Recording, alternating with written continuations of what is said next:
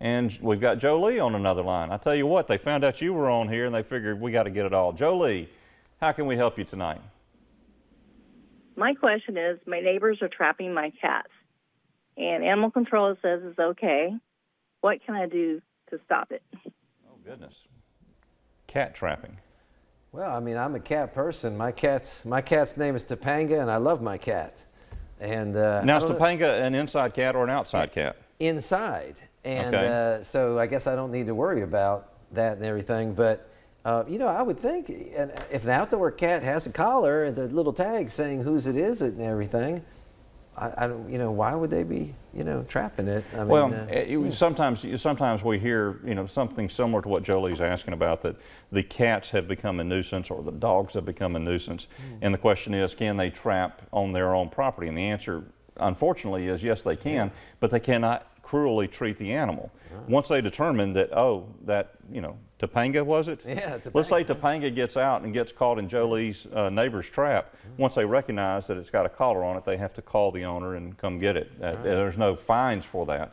Now, on the other hand, if it's a cat without a collar, or, you know, some cats act as nuisances. If you have 10, 15, 20 cats and they're all through the neighborhood, and if you don't have a collar on them, then they ultimately can go over to animal control. So it's kind of a balancing area, and sometimes it's something that needs to be worked out between neighbors, but sometimes neighbors don't want cats, and they don't want dogs, and they don't want goats, and they don't want different things that we've heard from through the years coming onto their side of the property. And once the animal gets on somebody else's property, they do have a right to trap it. Sure. Now, they do not have a right to treat it cruelly. They, you know, this. And you know, what's cruelly? Well, you look at your statutes. You can't spray them down with a water hose. You can't do anything unusual or cruel about them. And once you determine that it's somebody else's, you need to return the cat. Now, that might create even more of a nuisance, because now they've trapped a cat that they know is your next door neighbor's cat, and you got to bring the cat over to them. I don't think the neighbor understands what they've exactly gotten into. And you know, this is something that, who was it, Walt Whitman said, tall fences make for good neighbors. It might be.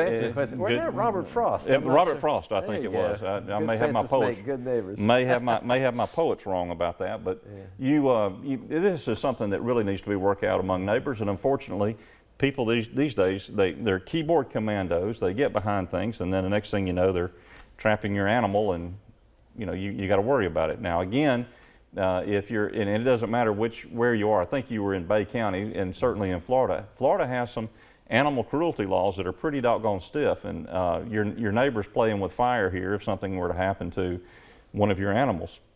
And it may not sound like, oh, well, we're not going to prosecute a dead cat, or we're not going to prosecute over a dead animal or a dead dog.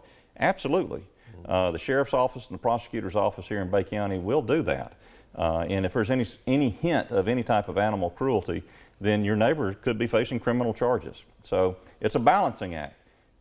Outdoor cats tend to roam. I had a cat, Mittens, bless his soul.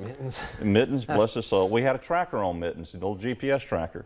And we found him a mile away from our house one night into another neighborhood. I went into a gated neighborhood called Bay Point. For those of y'all who aren't familiar with it, it's kind of a high-end neighborhood, and there my cat was going all up and down, I think, you know, getting treats from the little old ladies in Bay Point, and went in there one night and found him about a mile and a half away from the house. Thankfully, we had the tracker and we could get him and retrieve him, but you know, that's one of those things. Cats roam. They have about a mile radius, and they're natural hunters. So if it's an outside cat, Jolie, you know, just make sure that they're properly tagged, make sure that they have a proper collar on. And spay and neuter, too. Spay and of course, the 9 Lives Kitty Rescue, spay and neuter. Yes, ma'am. Yes, sir.